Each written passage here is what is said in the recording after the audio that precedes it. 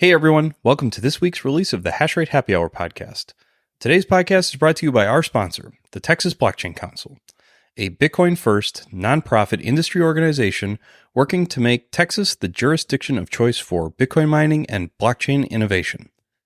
They will be hosting North America's premier policy conference for Bitcoin and the digital asset ecosystem on November 15th through the 17th in Fort Worth, Texas. For more information, please visit their website at texasblockchaincouncil.org. On today's show, my guest is Patrick Guerriero, and we explore a slightly different area of the Bitcoin mining industry today. We're going to be digging into the finance and liquidity side of Bitcoin mining. Patrick is the general manager of the United States for Blockgreen. Blockgreen is a decentralized lending protocol that gives sustainable mining operations access to fair and transparent liquidity from Bitcoin holders looking to participate in securing the network. They want to become the one-stop shop for the financial needs of mining operations with a strong ESG principle at heart. Patrick is coming to the conversation today with years of experience in commodities trading, where he was the director of research overseeing investments in new technologies. And he also has a lot of experience in the digital mining ecosystem.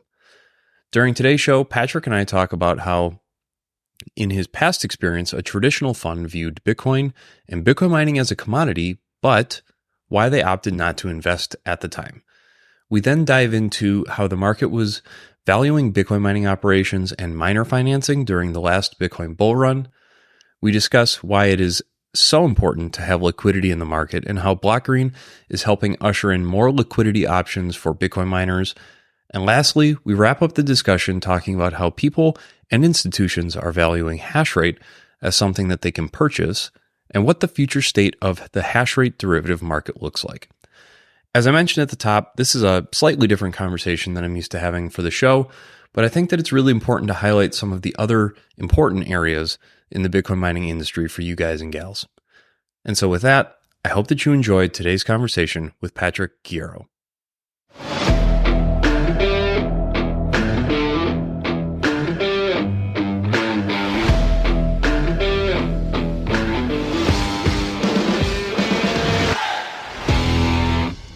Hey everybody, welcome back to the show. Like I said in the introduction, I'm here with Patrick Guerriero with Blockgreen.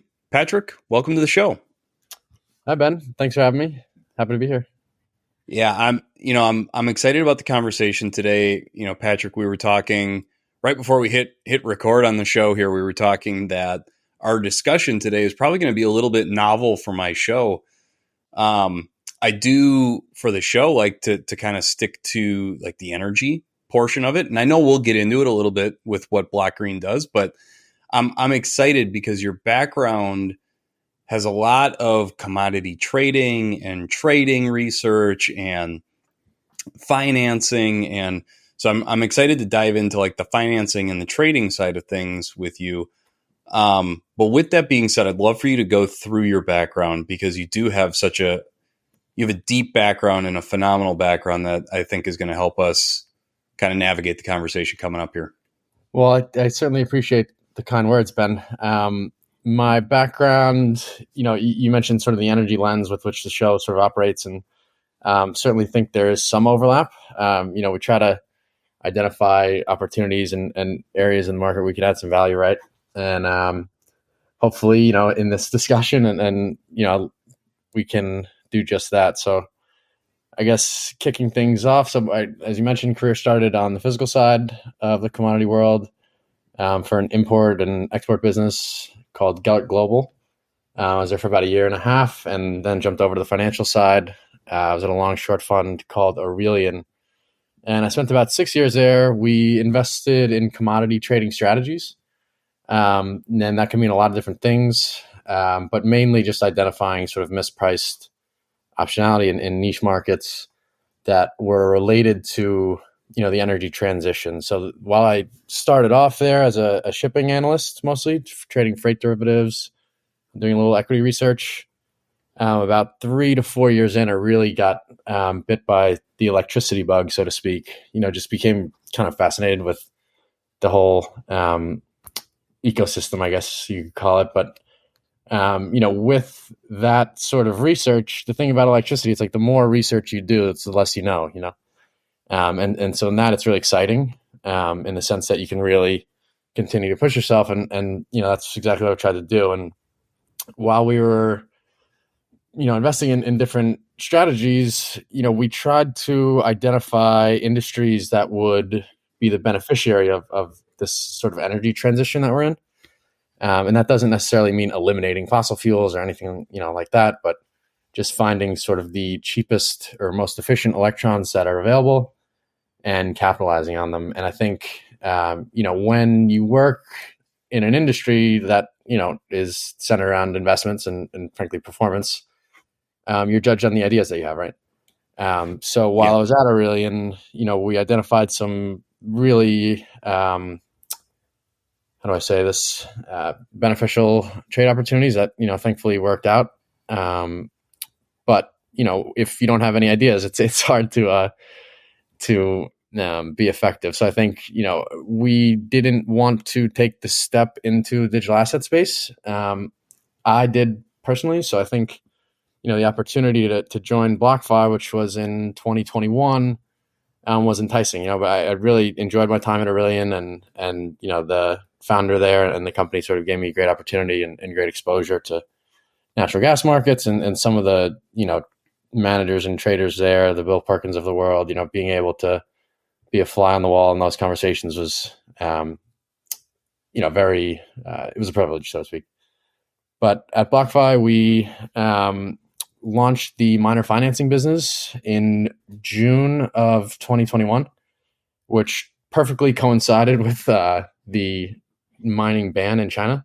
Yep. So walked into a situation where, Hashrate had come off 50% and just saw a tremendous opportunity for the United States. It was kind of like the golden era. I mean, granted, it was a short era, but it was, that opportunity, if you were online during that, it was, you couldn't lose, you couldn't fail. Anyway, sorry, continue. No, you're exactly right. I think, people, it was right around the time also Elon Musk had, sent some tweets out, and it was, people were making a fuss over it. And it's kind of like miners almost were thanking Elon Musk at that point, right? Because the amount of hash rate that came off between that and what was going on in China is just a tremendous opportunity. And, the thing about a lot of, I work right now, we'll sort of get into what we're doing with Block Green, but, it's a European-based company.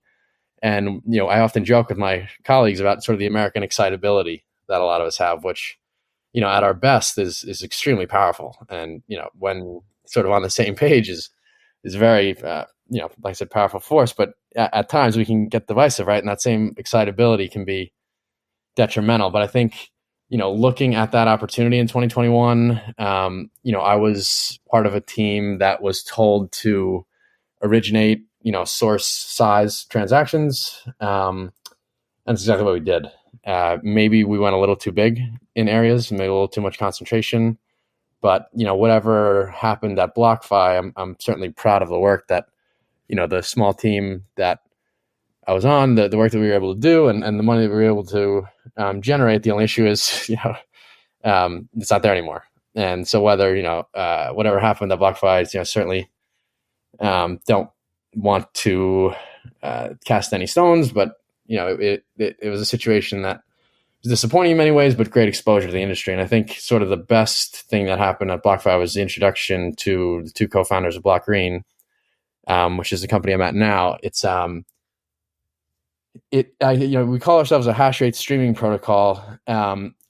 That's sort of the goal that we want to get to. If we're going to truly call ourselves a protocol, we have a little bit more work to do, because right now it's a fairly centralized process, which frankly I'm okay with. Especially in the early innings, you want to take some agency and I don't know if I might get killed for this on Twitter or something, but a little centralization here and there isn't the worst thing. Guardrails. Yeah, exactly. It's, guardrails. Right. Yeah. But that's I say that tongue in cheek a little bit, as we certainly want to move towards a world that's fairly decentralized. But we are trying to we are facilitating liquidity into the mining space. My focus is primarily in the U.S. and North America and South America, but The opportunity in the U.S. to capitalize on the resources that we have, something I feel really strongly about. Aurelian, the fund I was at for a little while, was entirely focused on natural resources. Most of my career has been focused on natural resources. And, while commodity markets might be thinly traded or not present some of the opportunities that, let's say, some equity markets have, we need commodities to live. And no matter how much, people will throttle, let's say, the big oil companies of the world, they have done a tremendous amount of service for our society. It's incredible. We are awash with natural gas in this country. And if we were able to just eliminate some waste, not even all of it, right? It would just do wonders for, I think, human flourishing. And again, at the risk of sounding fluffy, there is sort of an opportunity here, similar to the one that we saw in 2021, but even more so, to cement this industry and, I don't want to say legitimize, because that might be the wrong word, but, sort of cement things in public markets and just secure the networks. Yeah, and really help the industry mature. I think what we're seeing is the maturation of the Bitcoin mining industry. We have a lot of outside industry experts such as yourself, and then a lot of energy experts stepping into the Bitcoin mining industry, because they are also sitting. What I'm finding is they're sitting at the table at a utility company, and a Bitcoin mining company approaches them. They're jumping to the other side of the table to be with the Bitcoin mining company, because they are quickly identifying, especially the engineers, they're quickly identifying the energy management resource that is Bitcoin mining. And this is like, it's an infrastructure play. It's, Bitcoin is Bitcoin. And, there's a lot of benefits to Bitcoin. And I think a lot of good that it'll do, bank the unbanked and stuff like that. But yeah, it's just infrastructure at the end of the day for these people. And so it's exciting to see. So Patrick, I actually want to back quite a bit up. The company you were at before BlockFi, you mentioned they didn't want to step into the digital space because we're very commodity focused. Were they not viewing Bitcoin mining and Bitcoin as a commodity, or maybe touch on why they didn't want to? No, yeah, that's a great question, Ben. Maybe it helps to sort of give a background of the fund. They've been around for almost 20 years now, which, in the hedge fund and investment world is quite some time. The strategy really focuses on mispriced opportunities, right? And I say that not in the sense that, Bitcoin is fair value or anything, but, when you are trading or investing, you are charging your limited general partners fees, both on performance and, a management fee. And frankly, if we were to, charge, let's say, the traditional fund model is 2 and 20, if we're going to charge that just to buy Bitcoin, that's not exactly adding value, right? Our investors could have done that on their own. Sure. But I think when it comes to viewing Bitcoin as a commodity, it absolutely is. So we were sort of on board there, broad strokes, but risk tolerance is one thing. It really wasn't a high beta or the volatility in the fund was low, and that was designed that way, right? It was sort of preservation capital. It was beyond the fund's risk parameters. There were sort of two trades that I identified. One was the cash and carry trade, which was executed by a lot of people in terms of, capitalizing on the spread between the spot market and the futures market. And then the second one, actually, I saw someone else who was in the gas space trading unfortunately, was hedged or thought he was mitigating risk by selling out of the money gas options, and it just really didn't go well. But it was against Bitcoin mining and in a data center operation, so that sort of sparked my interest. Oh, interesting. Yeah, so it's very smart, and it didn't work out. But I had heard about Bitcoin. This is around 2018, 2019 now, and then I was in a graduate school program, and me and a couple classmates decided to buy hardware, and that was beginning of, or I'd say mid 2019, and then by, let's say, just before COVID. It really had started going down the hole. Yeah. And then, when we were unfortunately locked in our houses there for a little bit, it was really the first time I'd forced to sort of look towards the future. Traditional commodity markets, some guys or some people look further out on the curve. Some people are sort of front month risk on type of allocators. And I certainly fell into that category. And in the sense that a lot of our research was, on more economic models, I'd say, than any obviously in commodity markets, there's not as much cash flow generating businesses. Sure. And we can talk about utilities and things like that. But I guess this is sort of a roundabout way of saying that, we looked at things more on, I guess, in Bitcoin, a lot of people talk about the macro picture, right? And there's also a micro picture. There were industries that, if you're under the camp that, electricity prices are in terminal decline, which I certainly am, I don't know when that happens though. So, I was going to say, you'll have to, we might have to go down a tangent here. So you think electrical rates are or will be in terminal decline? Yeah, that's not a bad thing, so to speak. I think no, not at all. I hope to see to live or to be around to see the day when electrons are free for everyone. That'd be fantastic. And how we get there, it's going to take a lot more than just me or just the team at Block Green, which I can't say enough good things about them. And there are just people in the industry that are really impressive that are all sort of working towards this. And frankly, it's a privilege to be a part of it. I was at a conference in Houston not too long ago, and I don't know either of these people particularly well, but one was Gideon Powell from Choya, and the other one was Margot Paez.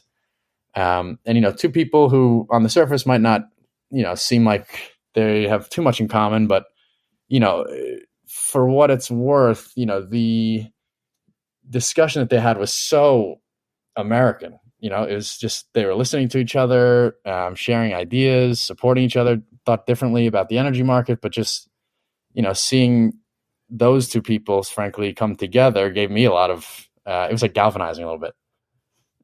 So there are opportunities and industries that I think are going to benefit from sort of this energy transition. And when I say terminal decline, that more so means just like the marginal cost of production, right?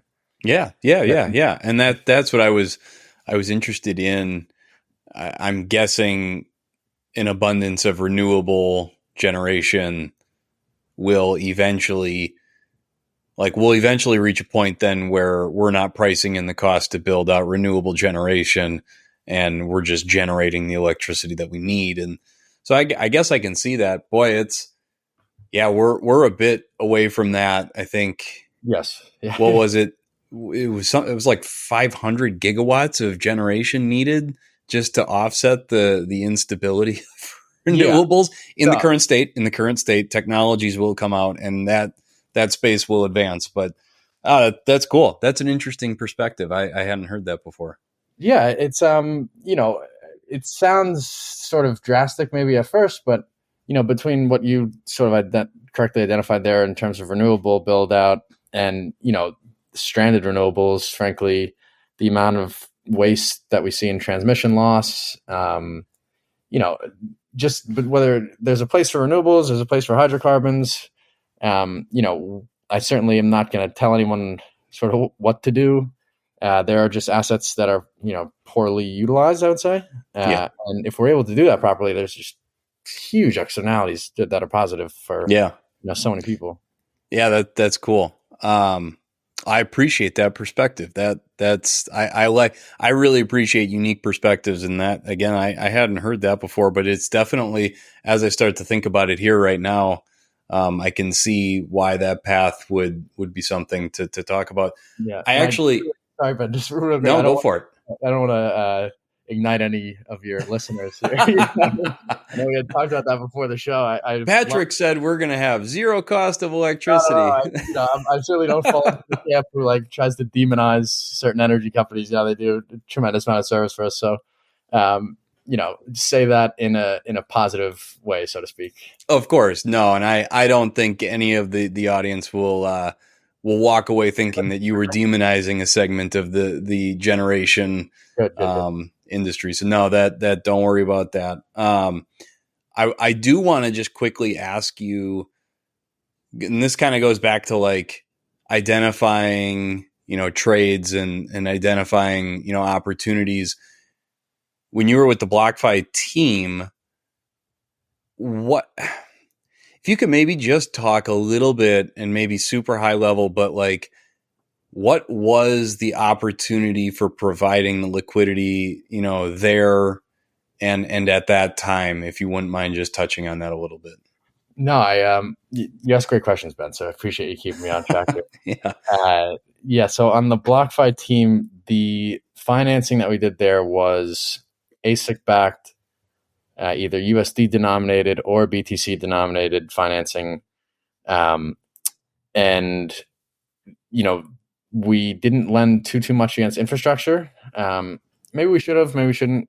It's the machine prices that we were seeing were just extravagant. And I think, would I've done some things differently? Of course. But I think given, what we had and I definitely studied the other players in the space, whether it be the Galaxies or the Foundries. Once I heard they stopped lending, I certainly wanted to maybe look at the break a little bit. Because, at BlockFi, we weren't essentially set up for, the 9-figure checks that we were underwriting. Sure. But, like I said, it was an opportunity to support some of the larger public companies in the industry, which, it's public information out there. And I was certainly happy to do so. And I think the headlines that you see with some of the, the bankruptcies and stuff, I really, can't say that I would do anything different from the partners that we had. Business is business sometimes, and bad things happen. But I think the whole industry sort of learned a hard lesson about getting a little over your skis. Yeah. Well, and so I'd like to move into who Blockgreen is, and I think this is a good transition point for us because the liquidity in the market and in the industry is important. I mean, it's helpful. It's what is going to drive growth and adoption and expansion. And so let's maybe go a little deeper on who is Blockgreen, your current employer, and who you're working at right now. And you had mentioned Hashrate streaming protocol. So maybe give us who Blockgreen is, what the Hashrate streaming protocol is, and what you guys are doing to provide liquidity to the marketplace. Happy to. Yeah. So right now we are a two-sided platform, or a capital market, so to speak, where miners can list their hash rate or sell their forward hash or sell forward their hash rate for some discount. Similar to a music artist selling forward their records for let's say 10-12% discount. And what we have done is, I'm very appreciative of two co-founders of the company too, for sort of their vision in the US, in the sense that, bringing capital that is offshore to US based miners is something that, I could certainly bet my career on. So, that was enjoyable, when I met them, and, the team that we built there is a testament to the two founders and to, just everyone on, in our group that is certainly committed to this space. And, as you mentioned, very high level, just connecting miners and liquidity providers to help support growth and, get some of the companies that are acting in a sustainable manner through this halving period and hopefully set them up for a nice stretch into the next bull market. Yeah, it's awesome. And I have to ask, so I understand, selling forward your hash rate. It's definitely a phenomenal way to smooth out your operation, hedge your exposure to the increasing hash rate, the ever increasing hash rate. I think it's one of the few true number go up technologies out there is the damn network hash rate. For those mining, you understand why that I say it's the damn network hash rate. But who is the buyer of that hash rate? Yeah, so I think it's again looking at things at a high level. So I might get this number wrong, but I think it's over 50 or 60% of Bitcoin didn't move, maybe even higher than that in the last 12 months. So I think Bitcoin holders or I don't like this term, but Bitcoin whales, want to see more liquidity in the market, right? Because there are different ways people can view Bitcoin, and again, it's not my place to tell anyone sort of how to view it or what to do, but I certainly, and I think I can speak for the other members of our company as well. We don't want to see a world where people have their Bitcoin in cold storage with spam and ammunition in like a bunker. That's not the world we want to live in, or at least it's not the world I want to live in. So, we have to push ourselves and try to build new products and new applications. And, now's the perfect time to do so. It's literally the worst mining market in our sort of short history here. But there are a lot of people who have been in the industry a lot longer than I have that have absolutely no fear. So it's easy to sort of align with them, whether it be competitors, clients, partners, whatever it is. And at Block Green, I think we've sort of found our niche in the sense that we have a track record and have been able to identify partners that are interested in injecting liquidity into U.S. miners and that also miners in different countries, but we do have a focus on the U.S. And we are fortunate to have discussions with miners who I would I don't know, I don't want to say anything in terms of like the public space to say I don't want to like fire up the Reddit crowd, right?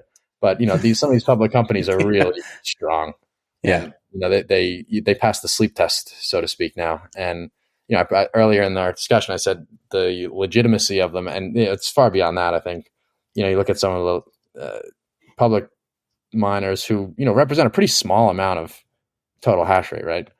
Not many. It's sort of like the shipping industry in a weird way, where a lot of the fleet is private, but those who are public, I think it just is a good symbol of transparency and a good way, frankly, for retail investors to get exposure to mining. But exposure to hash rate is a tough road to navigate, I guess, because a lot of the public miners recently the liquidity has been pretty good actually in terms of volume, but a lot of the public guys are thinly traded, and we don't want to see a situation where they have to dilute their shareholders. It's tough to get sort of in and out for larger institutions, so we just want to give another road or have another rail of which institutional investors can have or increase their hash rate exposure, generate some Bitcoin yield, and support the network while they're at it. We'll be right back after this message from our sponsor. Support for this episode comes from Sunnyside Digital. Are you ready for the next Bitcoin bull run?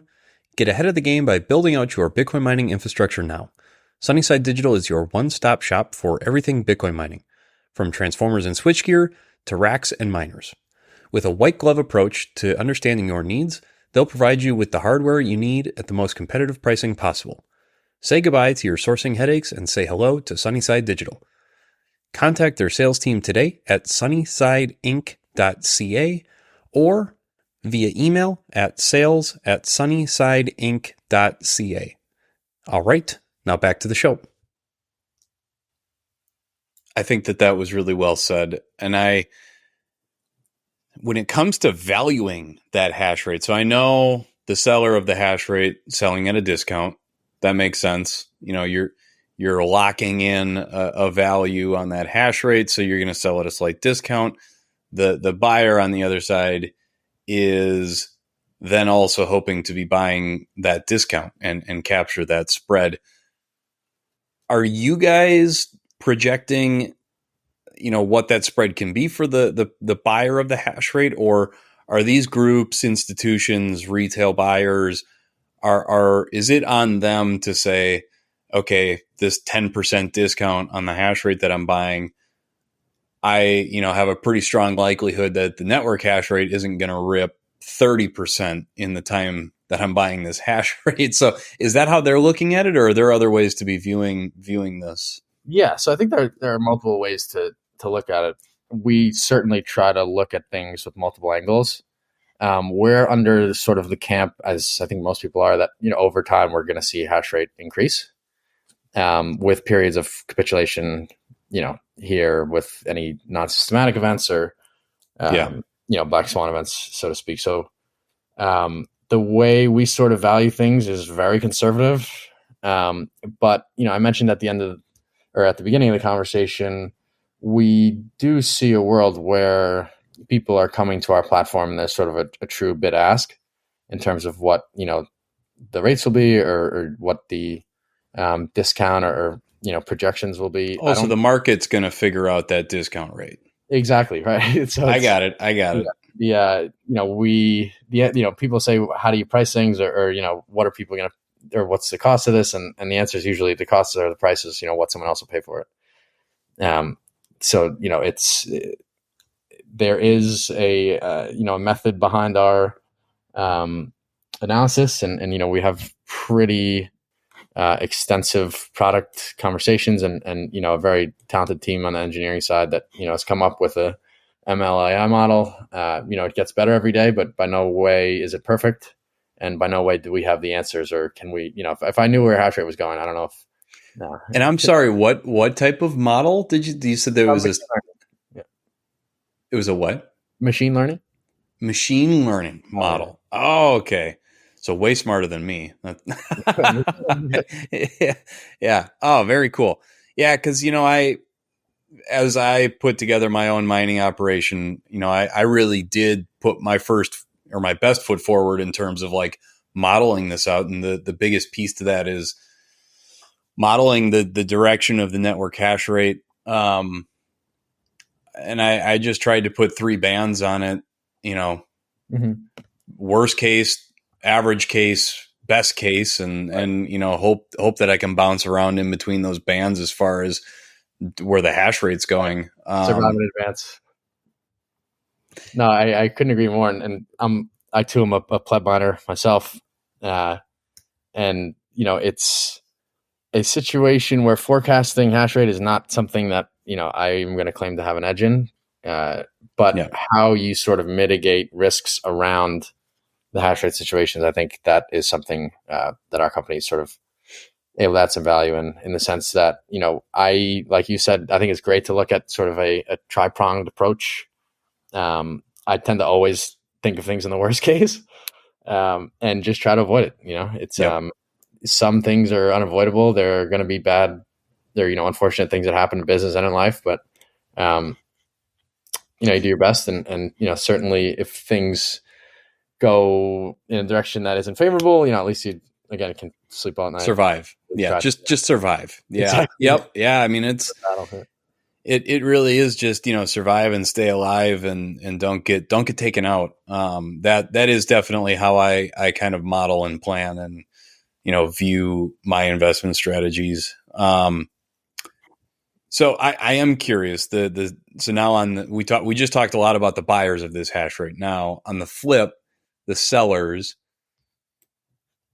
what type of protection do the buyers have if, let's say, the substation transformer at a site goes out 200 megawatts, snap of the fingers, it's all offline. It's going to be a long time till they can get a replacement sub transformer out there. What happens? No, it's another great question. There, our agreements, the counterparties face each other directly. And, should that happen, there are mechanisms which are on chain, which are, collateral for the buyer of the hash rate. Should there be like a tornado or natural disaster, we have insurance in place that's one of the prerequisites. So, something like that, I think would be covered if there's like an explosion, anything like that. I think the worst, scenario for, let's say a buyer of hash rate is if, the seller essentially just turns off, and you don't hear from them, which I suppose is certainly possible. Or, I don't suppose that that's absolutely possible, but I think just, those who we choose to partner with, we like our chances in terms of, the corporate or the creditworthiness. Yeah. And from what I understand, and I'd love for you to expand on this, you guys do quite a bit of vetting of the hash rate providers and those partners that you guys are working with. Maybe talk to that a little bit. Yeah, it's a little exhaustive, frankly, and I hope I didn't, Yeah. maybe tick some people off in the industry asking too many questions, but it's just um, part of the business, and I think that there's only really, you mentioned something before in terms of first hand or physical experience, I think, and hearing that you're a miner yourself, you certainly I think would appreciate this in the sense that there's really only one way to be an expert in something, and it's you have to do it. Um, you know, at when I was at Aurelian, I was approached by an absurd amount of investment banks. Either whether it was representing oil and gas companies or shipping companies, and the banker had never been on a ship or they'd never been to an oil field, and you really just Yeah. can't. And it doesn't make investment bankers bad people at all. It's just like you really can't claim to be an expert at something unless you've done it. So I think that's at Block Green, we have Hashrate live in Canada, and that's I guess a long way of saying the physical background and the ability to execute on sort of the operations are just invaluable and just couldn't be more important. Yeah. Oh, that's good to hear. You absolutely have to go kick the tires yourself. You have to try this stuff yourself. I mean, I'm a hands-on learner to begin with, but yeah, I'm definitely a believer of you really have to get your hands in there and work on these things if you're gonna, especially if you're dealing with other people's money.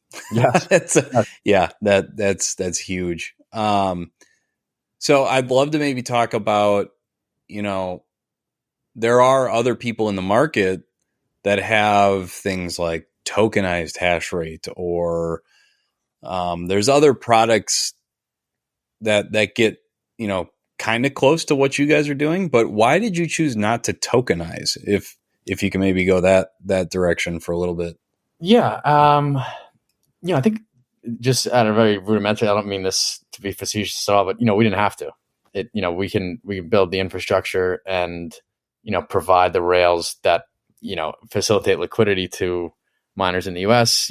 How we sort of increase maybe liquidity on our own protocol by that's what we would essentially benefit from a token. But right now, I think we want to move quickly, but we don't want to rush. So is that possible down the road? Sure. But right now, I think, it's best. I tend to have a little bit of blinders on sometimes anyway when working on projects. I don't know if I can handle too much at one time, but Yeah. That's definitely something we've talked about. But right now it's just focusing on closing some of our earlier transactions here. Happy to say that we do have live transactions on the platform, and things are moving along. Don't want to put the cart in front of the horse, or yeah. Not yet, but we're getting there brick by brick. Yeah, and don't get really fancy with it. Don't overcomplicate it. Don't dress it up in a token where you got gas fees and it's cool. I appreciate the simplicity in that.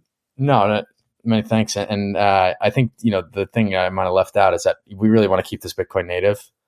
It's built on Bitcoin. There's no bridge. There are no sort of other chains or this is a Bitcoin business. And that hash rate quite literally gets directed to the buyer's wallet. And I mean, there's no other platform or interface other than the hash rate going from the pool to their wallet. Yeah, exactly. Yeah, that's very well said. I think, we have mechanisms in place with pool partners, and we do have a custody partner as well, which I think we'll be announcing shortly. And then we'll also have a self-custody solution in the next couple of months. So that's, we try to make this, like you said earlier, a simple product, which I can certainly appreciate in the sense that, boring isn't a bad thing. Hopefully we can create a really boring product and service the industry, at a very high level. Yeah. Yeah. So I am curious this is going back to like your customer base, and customers on the selling side of this, but I have quite a few people on the show that have come from the power and utility space. And then, some that are still at the power and utility, companies and everyone's starting to talk about vertically integrating mining operations at a utility company. Do you guys see a fit for the black green product for a utility company that's like, man, we love this as an energy management tool, but yeah, we're not taking Bitcoin on the balance sheet. That's No, it's, you raise a great point. I think I absolutely see a world where, utilities are capitalizing on Bitcoin mining and the monetization of electrons, right? It makes so much sense. If there's anyone in of your listeners that are there and, want to sort of talk about that, I'd be happy to. yeah. Currently, in the essence of transparency, not having active discussions with utilities in the US, would love to, and, hopefully can stick around long enough to see the day where that happens. Yeah. Yeah. I think it's such an awesome product all around. I mean, for all the reasons that we've already covered, but then you start to look at, again, a mining company that doesn't want Bitcoin on their balance sheet because that's too risky, and they're either private or a public utility company, and now they can build out an energy management tool in their portfolio, not even need to bother with like hosting. So you don't even need to build up a super large team to manage this thing, other than just to get the operation running and running smoothly. And then you just forward sell all your hash rate. Exactly. And yeah, it's cool. No, it's, I certainly am happy that, it seems to be clicking with you, and hopefully, more people in the industry, not just can identify it with black green, but, some of the companies on the energy side, growth companies, whether it's a Giga or Vespine or someone like that, they're just really good businesses, and I think we see a world where, the mining space, I think the bigger players are definitely going to have an advantage to a certain extent. But there is certainly a place for, the smaller, nimble miner that, has good growth ideas and potential. And, I'm just really excited to see where the space sort of heads in the next 3 years. Yeah, absolutely. So you're moving in the direction I was planning to go next, looking to the future. And as we start to kind of wrap up the discussion here as well, walk me through what the big picture is for Black Green. What do the next 2, 5, 10 years look like for you guys, and how you guys see yourselves playing in the space? Yeah, that's a tough question, man.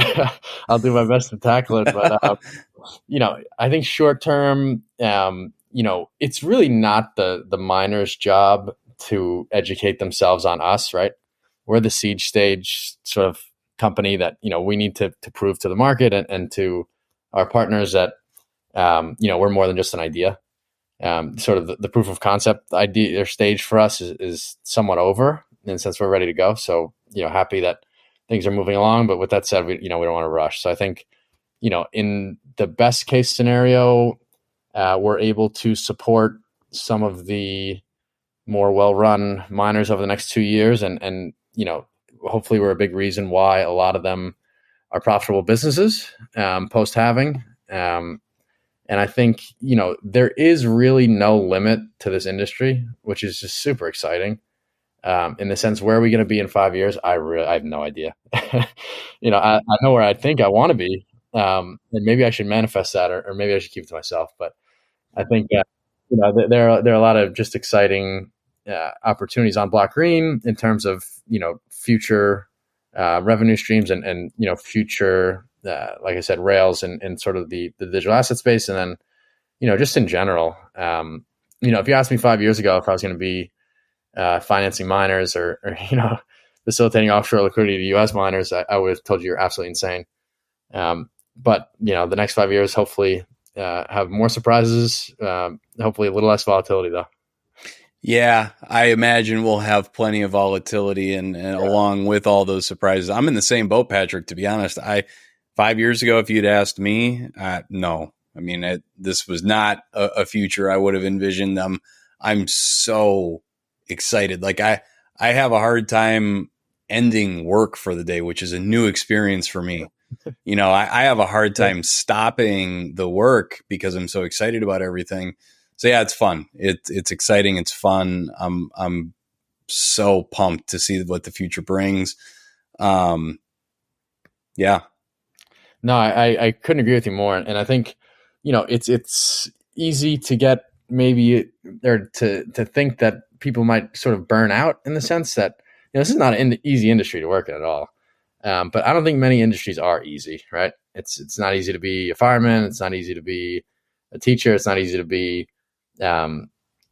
someone taking a ton of risk at a fund. It's, there are challenges at everything. But I think the interesting thing about this industry is that, no one has to be here, right?